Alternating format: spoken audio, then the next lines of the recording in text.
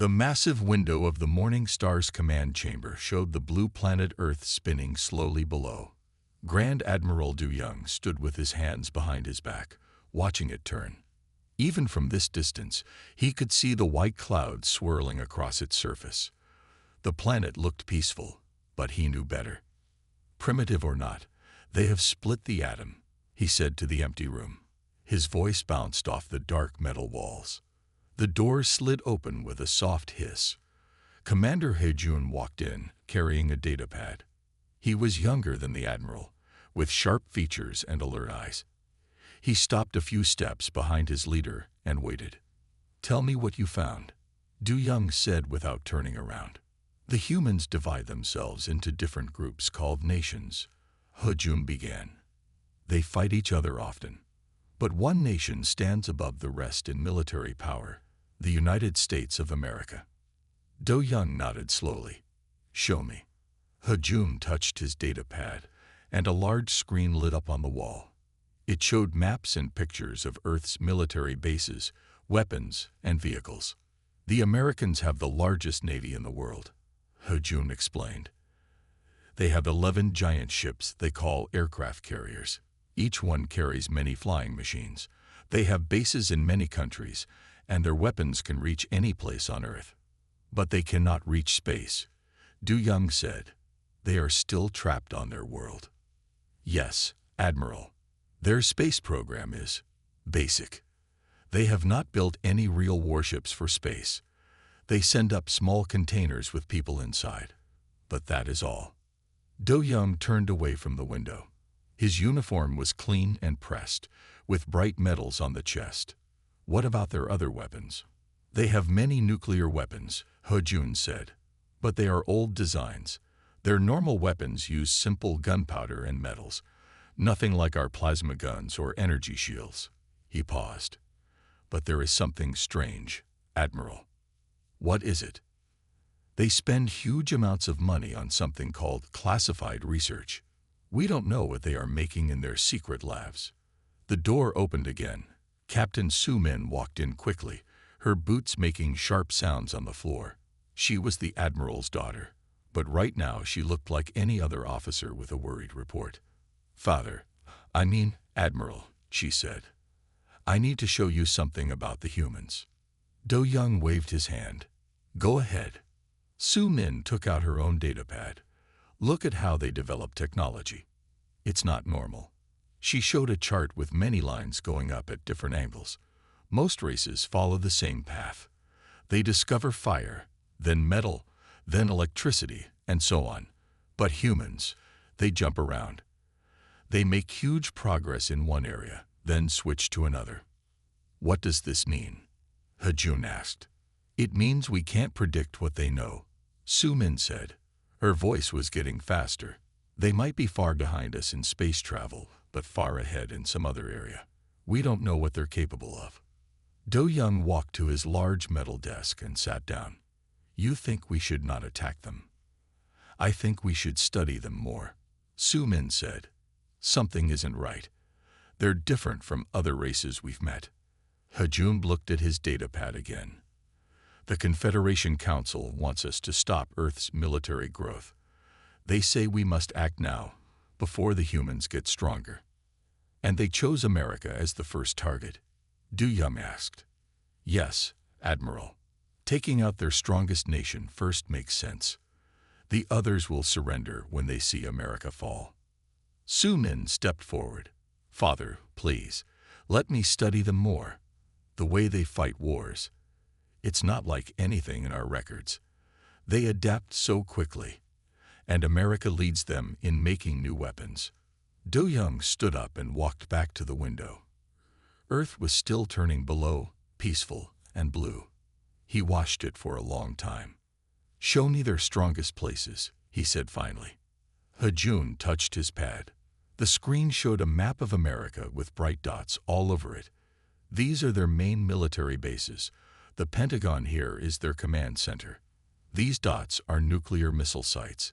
These are Air Force bases, and the blue dots are their Navy ports." "How many ships do we have?" Du Young asked. 400 warships, Admiral." all with our best weapons. And our new jamming technology. The humans won't be able to talk to each other or use their computers. Correct. Their systems will all stop working. Su-min tried one more time. Father. Do-young held up his hand. The council has decided. Earth is growing too fast. We must stop them now, before they reach space, and America is their shield. He turned to Hejun.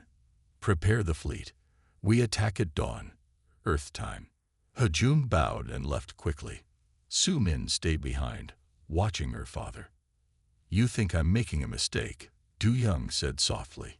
I think we don't understand them. Su-min replied. Their whole history is about war.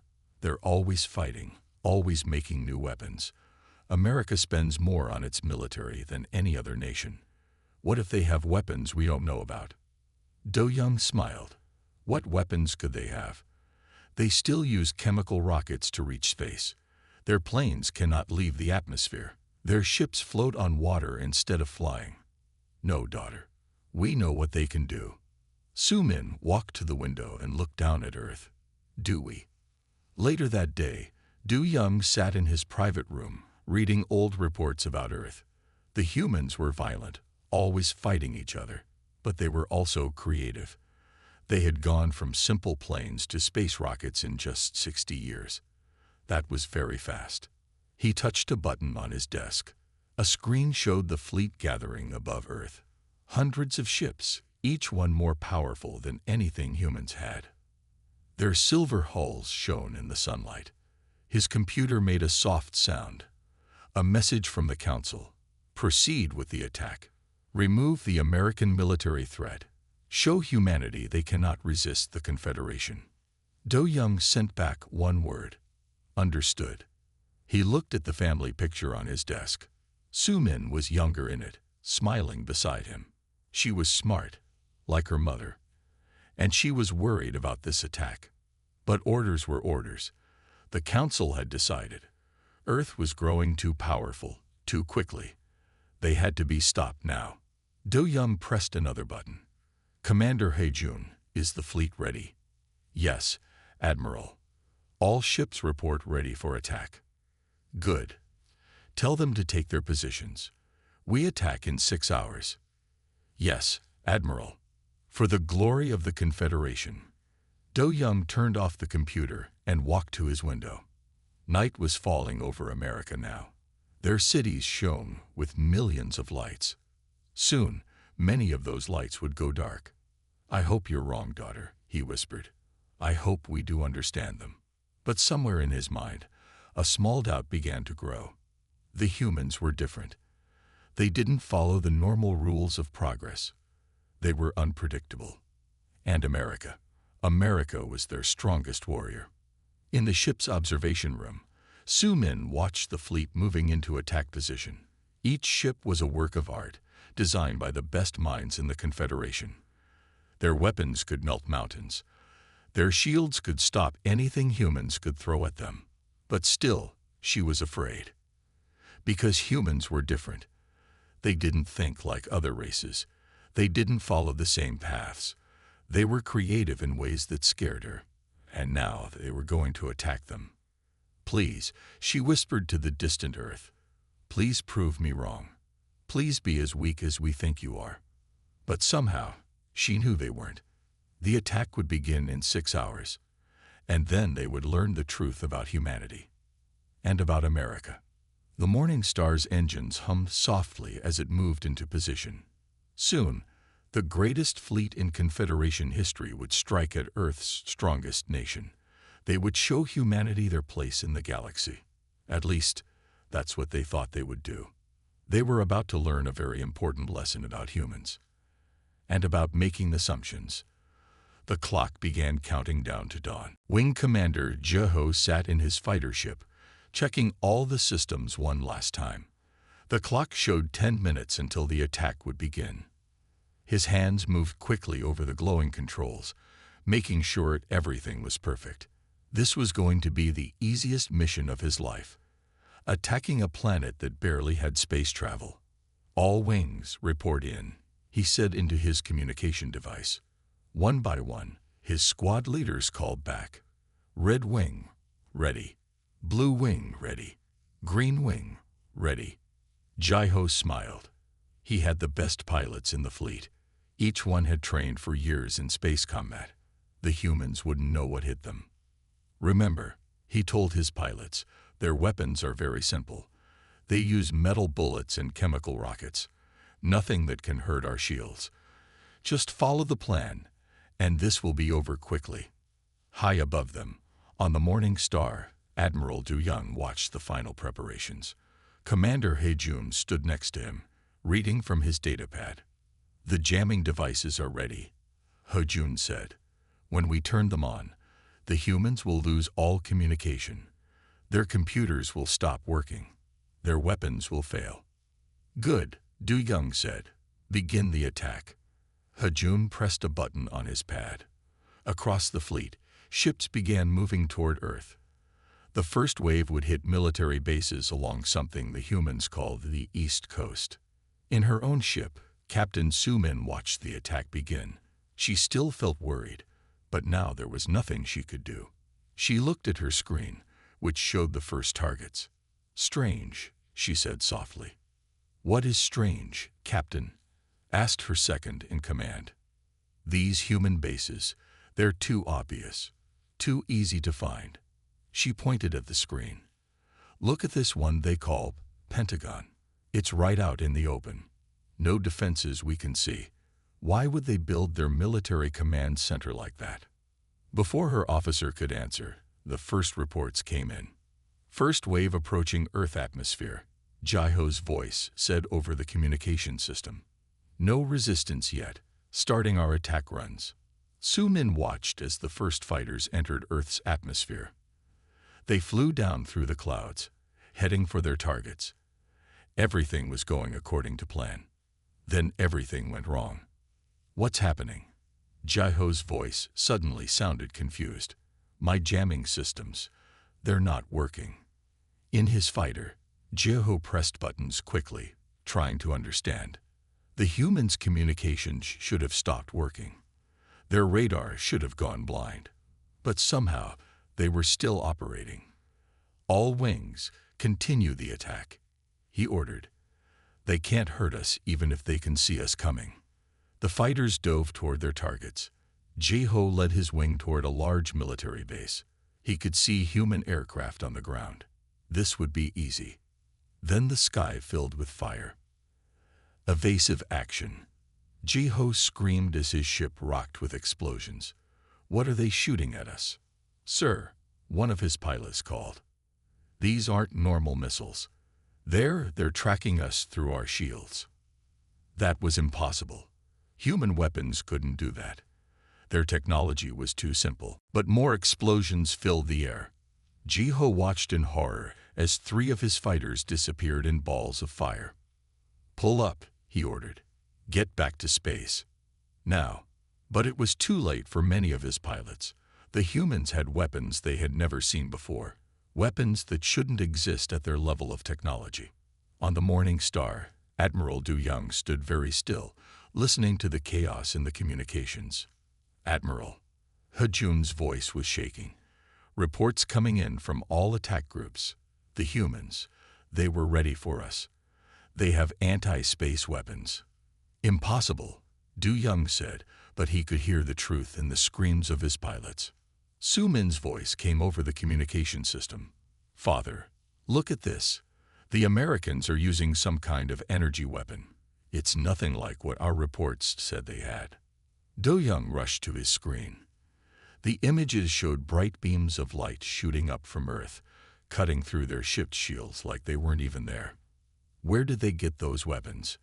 Hejun asked. How did they build them without us knowing? DARPA.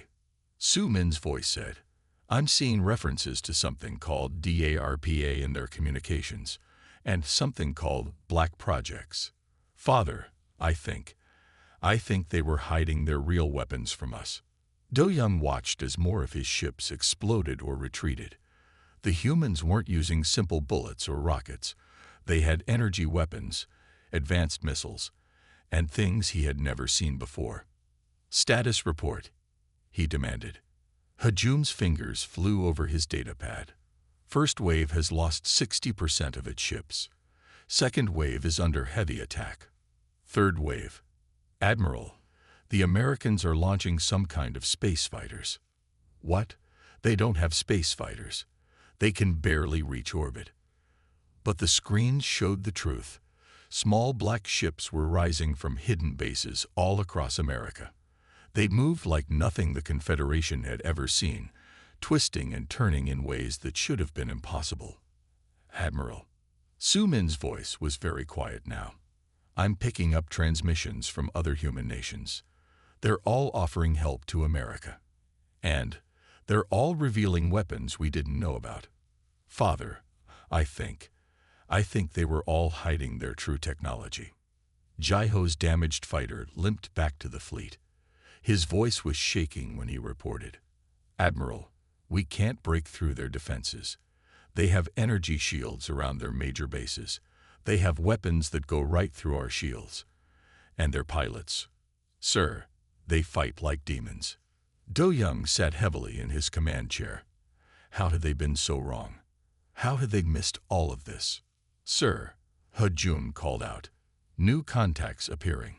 Hundreds of them. The humans, they're launching more ships from underground bases. The main screen showed the horrible truth.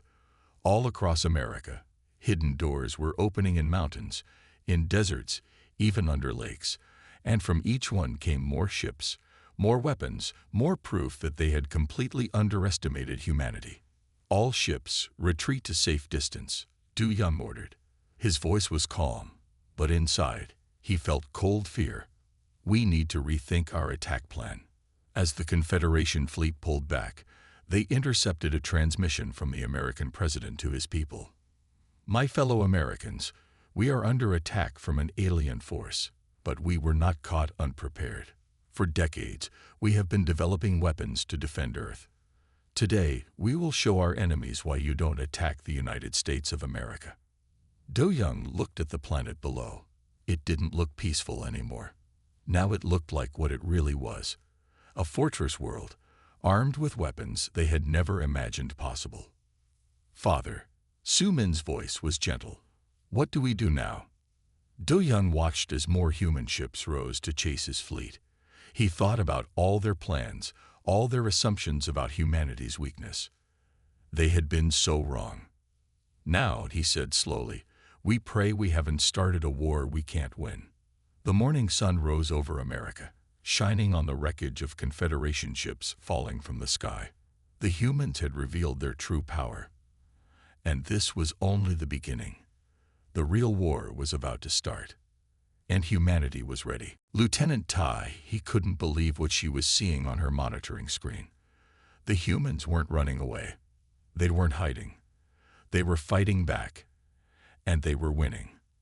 She sat in her control room on the support ship Star Dancer, watching as more American fighters rose from Earth. These weren't the simple chemical rockets they had expected. These were real space fighters, painted black with strange angles that made them hard to see on radar. How is this possible? She asked her screen. They weren't supposed to have this technology. Her commander's voice came through her headset. Lieutenant, report. What are you seeing? Tahi tried to keep her voice steady. Sir, the Americans are launching more ships. But these aren't normal ships. They're using some kind of new engine. They don't leave heat trails like rockets, and their weapons. She stopped talking as she watched another Confederation ship explode. The American weapon had gone straight through its shields like they weren't even there. On the Morning Star, Commander Hejun was giving Admiral Du Young the damage report. His voice shook as he read from his datapad. We've lost 120 ships, he said. The humans have some kind of energy weapon we've never seen before. They call it, let me see, a particle beam cannon. It cuts through our shields like paper. Do Young watched the battle on his main screen. His mighty fleet was scattered, trying to dodge weapons they had never known existed. The humans moved through space like they had been doing it for years. More news, Admiral. Hejun continued. We're picking up signals from something called Space Force. It seems the Americans had a whole secret space army waiting for something like this. Captain Sumin's voice came through the speakers. Father, you need to see this. I'm sending you images from our spy satellites. The main screen changed. It showed huge doors opening in the sides of mountains, secret bases that had been hidden from their scans. And from each base came more ships, more weapons, more proof that they had made a terrible mistake. How did we miss all this? Du Young asked quietly. Sir, Hajun called out. We're detecting more launches. But these are coming from under the ocean. They watched in shock as massive shapes rose from the sea. Submarine carriers, hidden under the waves, now launching more fighters into the sky. Lieutenant Tahi's voice came through, excited and scared. Admiral, the Americans, they're using some kind of beam weapon to disable our ships. My sensors say it's electromagnetic, but it's like nothing we've seen before. In her fighter ship, Tahi watched as the strange energy washed over their fleet. Ships started losing power, their engines dying in space. The humans had found a way to shut down their technology. This is impossible, she whispered. They're supposed to be primitive. On Earth, the American president was speaking to the world again. His voice was calm and strong. For 70 years, we have been preparing for this day. Area 51 wasn't just a mystery. It was one of many places where we developed our space defense program. To our alien attackers, you thought we were helpless. You thought we were behind you in technology. You were wrong. Do Young listened to the speech with growing horror. 70 years. They had been preparing for 70 years, ever since they first started thinking about space travel. Sir, Hajun said, I'm getting reports from our intelligence ships. The Americans, they've been reverse engineering alien technology since something called Roswell. They've had access to advanced technology for decades. Su Min's voice cut in. Father, it's worse than that. Look at these readings. Their weapons, they didn't copy alien technology. They made their own path. Their science went in directions we never thought of. In her ship, Tahi watched as another wave of American fighters approached. They moved in perfect formation, their black surfaces eating up radar signals.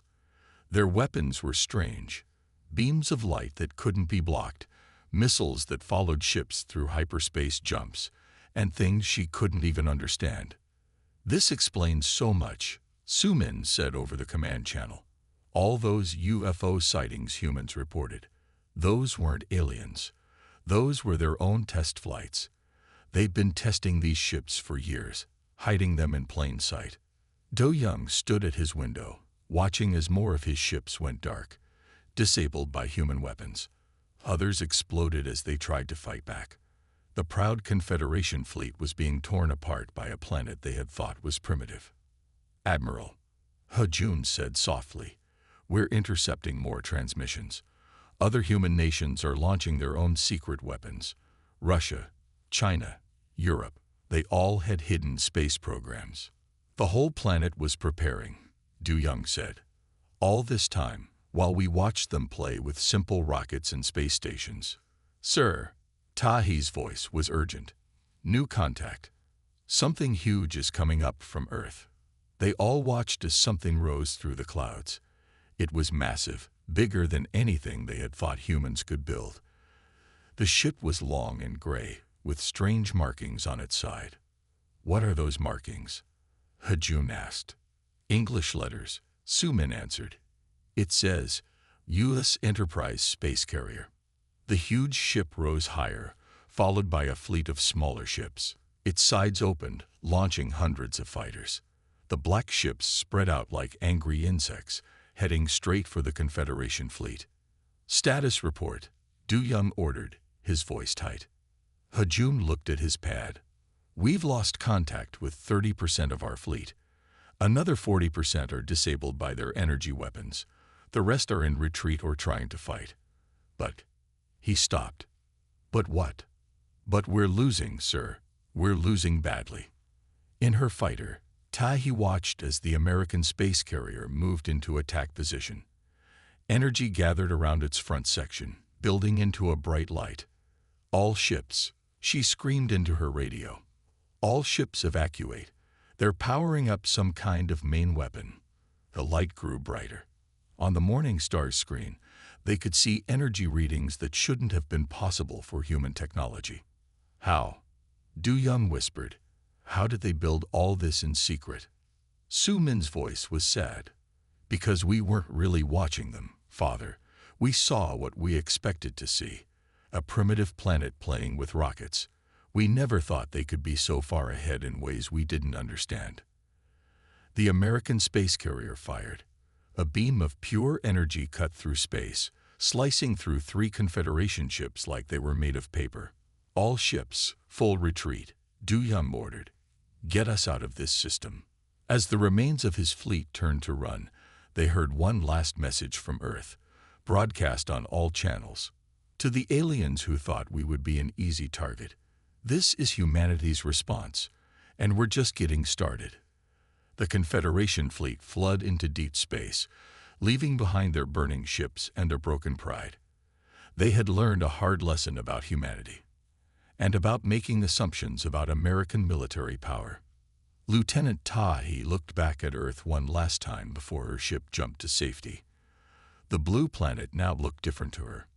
Not peaceful, not primitive. It looked like what it really was, a fortress world of warriors who had outthought and outfought the greatest fleet in the galaxy. And they had done it all in secret, waiting for the day someone would make the mistake of attacking them. That day had come, and the Confederation had learned its lesson the hard way. Grand Admiral Du Young sat in his private room on the Morning Star, watching the recordings of the battle for the 100th time. His fleet, or what was left of it, had retreated to the dark side of Earth's moon. The proud ships of the Confederation now hid like scared children, trying to understand what had gone so wrong. The door chimed softly. "Enter," he said, not looking away from the screen. Commander Hejun walked in, carrying a new datapad. His uniform was wrinkled, and his eyes showed he hadn't slept in days. "Admiral, we have the full report on their technology. You need to see this." Do Young finally turned from the screen. "Tell me." "The Americans, sir. They didn't just make one breakthrough. They made many, but they did it differently from every other race we've ever seen." Hejun touched his pad, and a new image appeared on the wall screen. "Look at this."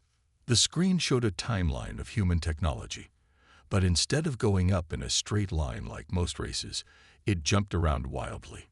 "While we were watching their space rockets," Hejun explained, "they were actually working on energy weapons. While we thought they were stuck with simple computers, they were building quantum systems. They didn't follow the normal path of technology.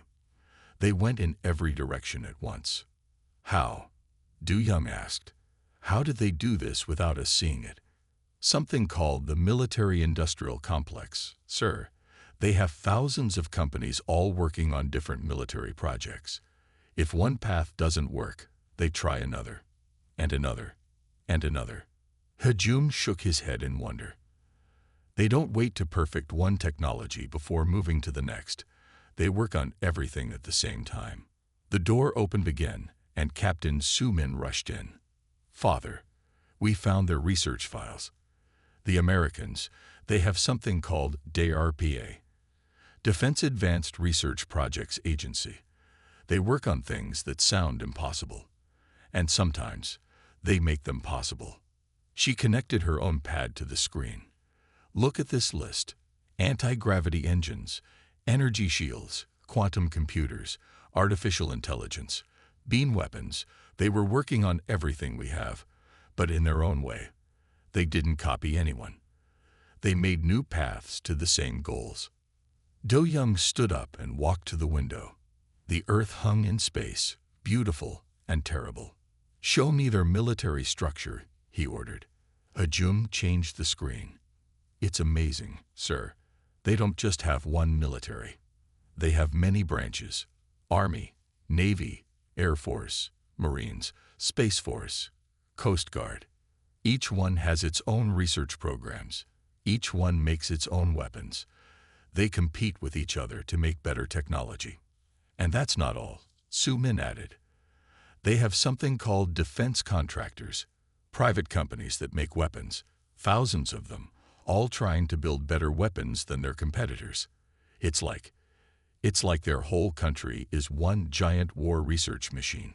Lieutenant Tahi's voice came through the ship's speakers. Admiral, we're picking up more launches from Earth. The Americans are deploying something new. They all rushed to the main bridge. On the big screen, they watched as strange ships rose from Earth. They were different from anything seen before. Some were long and thin, others were round like discs, and some seemed to change shape as they flew. Those ships, Hajum said in awe, they're all different designs. The Americans didn't just make one kind of space fighter.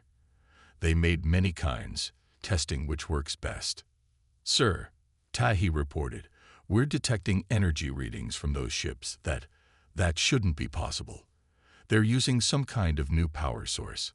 Our sensors can't even understand it. Du Young watched as the American ships performed maneuvers that his own pilots couldn't match. They've been practicing, he said softly. All those UFO sightings over the years, those weren't aliens.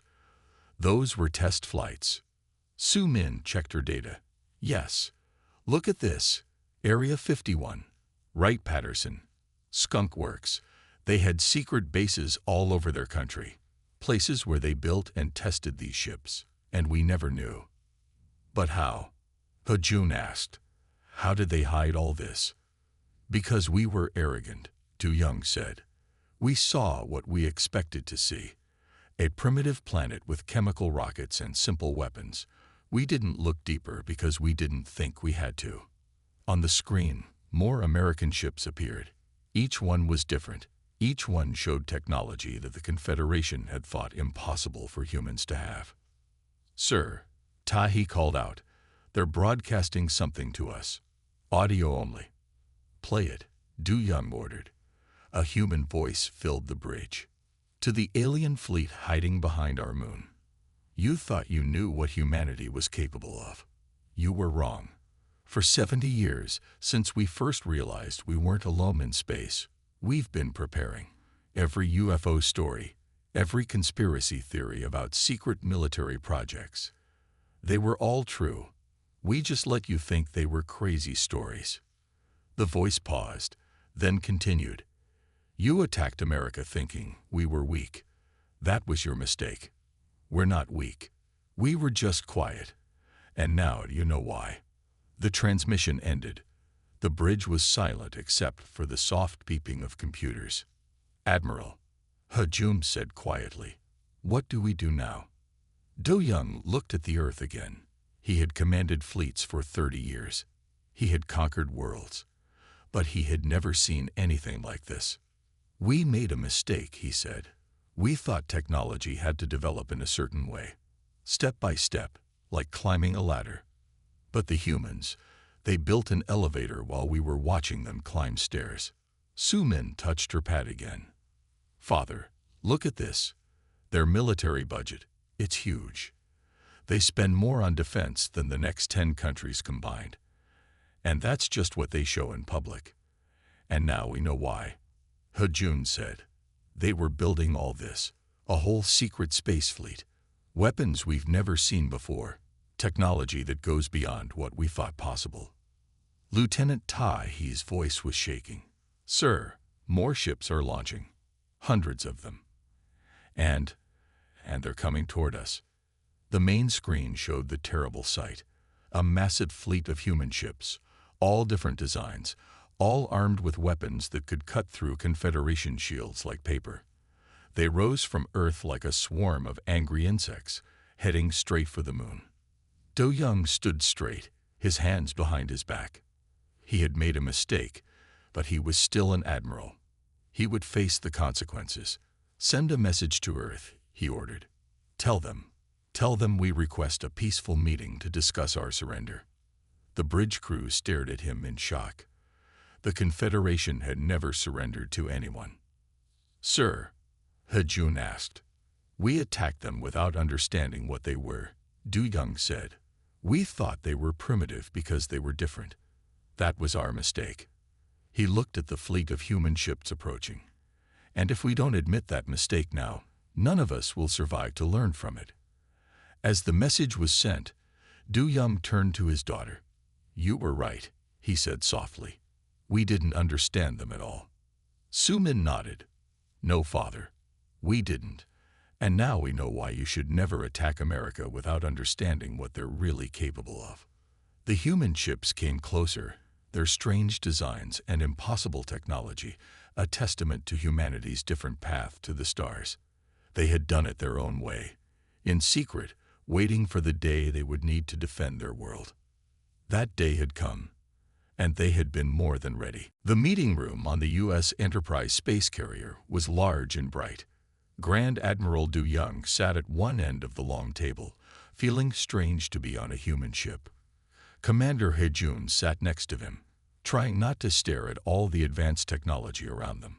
Captain Sumin stood by the window, looking at Earth below. The door opened, and several humans walked in. They wore different uniforms, some green, some blue, some black. Each uniform had its own badges and marks of rank. These were the leaders of America's military branches. Welcome to the Enterprise, said a tall woman with 4 stars on her uniform. I am General Sarah Chen, Commander of United States Space Force. We have much to discuss. Du Young nodded politely. Thank you for accepting our surrender request. The general sat down across from him. Before we discuss terms, we want you to understand something. Lieutenant Tahi, please come in. The door opened again, and Tahi walked in. But she wasn't alone. With her was an older human man in a white coat. This is Dr. James Wilson, General Chen said. He's been working at DARPA for 40 years. Doctor, please show them what you brought. Dr. Wilson placed a small black box on the table. This, he said with a smile, is one of our first attempts at faster-than-light travel. We built it in 1954. Du Young stared at the box. That's impossible. Your people were barely reaching space in the 1950s. No, Dr. Wilson corrected. That's what we wanted everyone to think. After Roswell, we knew we weren't alone in space, so we created 2 space programs, the public one with NASA, and the real one with DARPA and other agencies. He touched the black box, and it hummed to life. A small hologram appeared above it, showing stars and galaxies. While the world watched our rockets, he continued, we were studying quantum physics, anti-gravity, energy weapons, and things your people haven't even discovered yet. We took a different path than other races. General Chen nodded. We knew someday someone would attack Earth, so we prepared. Every branch of our military worked on different projects. We had thousands of companies competing to make better weapons. We didn't follow the normal path of technology. We tried everything at once. He looked at the hologram in wonder. But why hide it all? Why pretend to be less advanced? A man in a dark suit who hadn't spoken yet smiled. Because that's how you win a war before it starts. I'm Director Thompson, CIA. We've been watching your Confederation for years. We knew you were watching us too. So we showed you what you expected to see. A primitive planet playing with rockets. Sumin turned from the window. The UFO sightings, the conspiracy theories about secret bases. All true, Director Thompson said. Those were our test flights, our experiments. When people reported them, we just smiled and said they were seeing things. It was the perfect cover. And it worked, General Chen added. You attacked us thinking we were helpless. Instead, you found out what America has been building for the last 70 years. Dr. Wilson pressed another button on his box. The hologram changed to show different human ships and weapons. Everything you saw in the battle was old technology for us. Things we perfected decades ago. We have much more that we haven't shown yet. Du Young felt cold. How? How far ahead are you really? The humans looked at each other.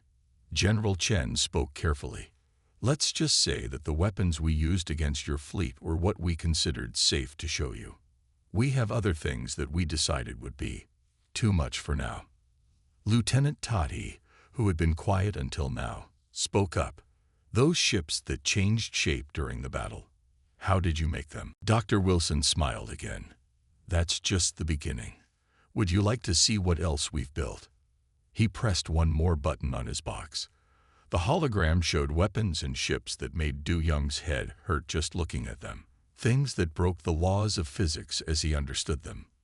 "This is impossible," Hejun whispered. "Your people shouldn't be able to build these things."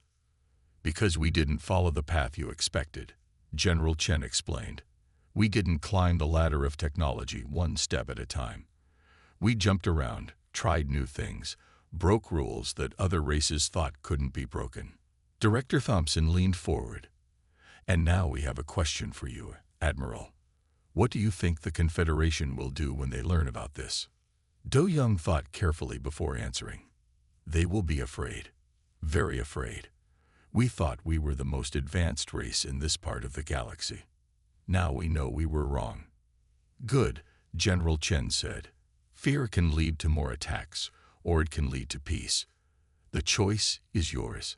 She stood up and walked to a large screen on the wall. It lit up to show hundreds of human ships in orbit around Earth, but these were different from the ones in the battle. They were bigger, stranger, more advanced. "This is just one fleet," she said. "One small part of what America and Earth can deploy if we need to. We're showing you this so you understand your choices." Do Young understood. The humans weren't just showing off. They were sending a message. Attack us again, and you'll see what we can really do. "The Confederation will want peace," he said quickly. We have much to learn from Earth." General Chen smiled. "Yes, you do, starting with this lesson. Never assume you know everything about a species just because they do things differently." The meeting continued for hours. The humans shared more secrets, more proof of their advanced technology. Each revelation made Du Young more grateful they had decided to surrender. Finally, as they prepared to leave, Dr. Wilson handed him a small device. "A gift," he said. "Something to show your leaders." "What is it?" Du Young asked. "A peace offering. And a warning. It will show them just a small part of what humanity can do if we're ever threatened again." Back on the Morning Star, Du Young watched Earth through his window one last time. The beautiful blue planet now looked very different to him. Not primitive, not helpless, not simple at all.